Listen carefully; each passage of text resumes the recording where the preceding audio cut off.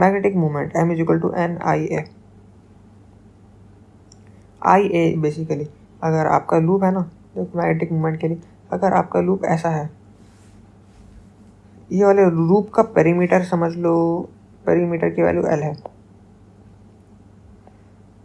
Okay, एक length का आपने वायर लिया था जिसकी वजह से आपने ऐसा शेप बना दिया, और उसी लेंथ से आप है ना दूसरा शेप बना रहे हो सर्कल का, दोनों में सेम करंट जा रहा है आई, तो किसका मैग्नेटिक मोमेंट ज़्यादा रहेगा? मैग्नेटिक मोमेंट इसका ज़्यादा रहेगा, क्योंकि magnetic moment is equal to I into A.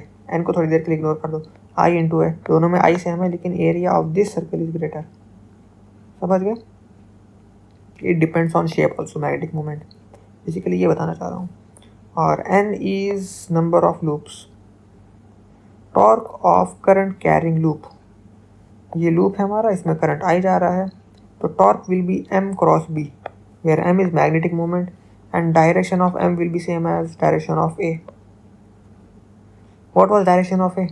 Direction of a के डायरेक्शन तो दो हो सकते हैं, एक है ये, एक और है ये। It depends on current. अगर करंट इस डायरेक्शन में जा रहा है तो फिर ये लिखता हूँ, करंट इस डायरेक्शन में जा रहा है तो हमारे एरिया का डायरेक्शन ये हो जाएगा। समझ गए?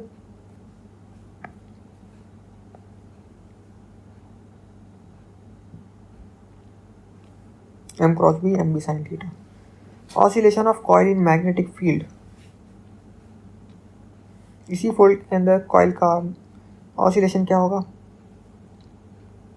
ऑसिलेशन निकालने से पहले इसके ऊपर लगने वाला फोर्स निकालेंगे, that is tau is equal to minus M B sine theta. Minus क्यों है? माइनस को इग्नोर भी कर सकते हो, माइनस डाल भी सकते हो। M B sine theta,